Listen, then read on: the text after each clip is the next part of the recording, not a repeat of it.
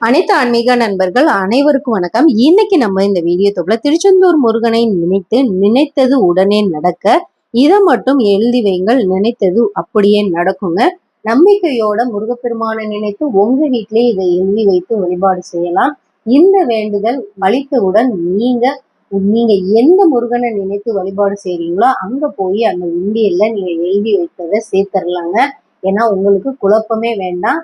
ஆனா நீங்க தெளிவா எந்த முருகப்பெருமானை நினைத்து எந்த ஒரு வழிபாடு செய்கிறீர்களோ அவர்களிடமே கொண்டு போய் அந்த வேண்டுதலை நீங்க சேர்க்கணும். இப்போ ஒரு சிலர் நம்மளுக்கு கமெண்ட்ஸ் பண்ணுவாங்க, நான் பழனி முருகரை நினைத்து வழிபாடு செய்யறேன், ஆனா என்னோட வேண்டுதல் நிறைவேறிட்டுமா, நான் கொண்டு போய் எங்க வீட்டு பக்கத்துல உள்ள முருகருடைய சன்னதியில போய் நான் சேர்த்துடலாமா அப்படின்னு கேக்குறாங்க.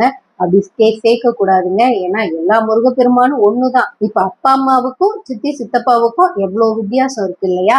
அதே போலதான் நீங்க திருச்செந்தூர் முருகரையும் பழனி முருகரையும் நீங்க வேண்டி எந்த வழிபாடு செய்தாலும் அவங்களுக்கு தான் அதை கொண்டுட்டு போய் நீங்க சேர்க்கணும்.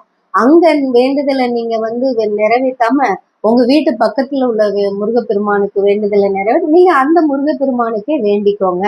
ஏன்னா ஒரு பக்தர் நம்மளுக்கு கமெண்ட்ஸ் பண்ணியிருந்தாங்க. அப்படிதான், நான் இந்த மாதிரி பழனி முருகருக்கு வேண்டியிருந்தேன், இப்ப போக முடியாத சூழ்நிலை, நான் போய் பக்கத்துல உள்ள முருகருடைய சன்னதியில வேண்டுதலை செலுத்தலாமா அப்படின்னாங்க. நான் சொல்றேங்க, பழனியில தான் போய் உங்களுடைய வேண்டுதலை செலுத்தணும். உங்களால போக முடியலைனாலும் எப்ப போக முடியுதோ அப்ப போய் நீங்க அந்த உண்டியல்ல உங்களுடைய வேண்டுதலை செலுத்திட்டு வந்துருங்க. இல்ல எந்த வேண்டுதலா இருந்தாலும் எப்ப போறீங்களோ அப்ப போய் நீங்க வேண்டுதலை நிறைவேற்றுங்க. ஏன்னா இப்ப பக்கத்துல உள்ள முருகப்பெருமான்னா அது வேறங்க. எந்த முருகப்பெருமானை நினைத்து எந்த வேண்டுதலை செய்தாலும் அந்த முருகப்பெருமானுக்கு தான் நீங்க உங்க வேண்டுதலை நிறைவேற்றி ஆக வேண்டும். ஏன்னா பல கதைகள் இருக்கு, பல வரலாறுகள் இருக்கு. அதனாலதான் நான் இப்ப ஏன்னா உங்களை மாதிரி என்ன மாதிரி உள்ள சாதாரண பக்தர்கள் மனிதர்கள் விஷயத்துல முருகப்பெருமான் பல விஷயங்களை நிகழ்த்தி கொண்டே இருக்கிறார். அதனாலதான் நான் சொல்றேங்க, நீங்க எந்த முருகப்பெருமானை நினைத்து வேணுனாலும் அவரை சரியான முறையில நீங்க பிடிச்சுக்கோங்க. அவரை நினைத்து எந்த வழிபாடு செய்தாலும் அவர்கிட்டயே வேண்டுதல் நிறைவேற்ற வைங்க.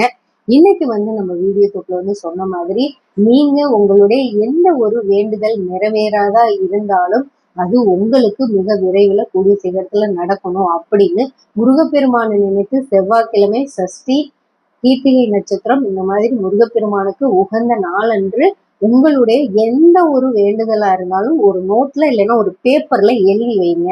எந்த வேண்டுதல் உங்களுக்கு நிறைவேறணும், இது மாதிரி என்னுடைய கடன் அடையணும், இத மாதிரி என் வீட்டுல திருமண தடைகள் அகன்று என் பையனுக்கு பொண்ணுக்கு திருமணம் நடக்கணும், என் பையன் இந்த மாதிரி எக்ஸாம் எழுதியிருக்கான், அவன் நல்லபடியா பாஸ் ஆகணும், அதே மாதிரி எந்த விஷயமா இருந்தாலும் நீங்க அதை பேப்பர்ல எழுதி முருகப்பெருமான்கிட்ட வைங்க. இத ஏன்னா நம்ம வேண்டுதல் எவ்வளவு பெருசோ அதற்கேத்த பலன் நம்மளுக்கு கட்டாயமா கிடைக்கும்.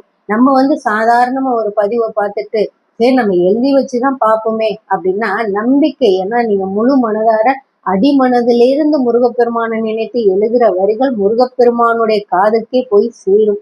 ஏன்னா நீங்க நம்பிக்கையோட இதை நீங்க செய்யுங்க, செய்து எழுதி வைங்க.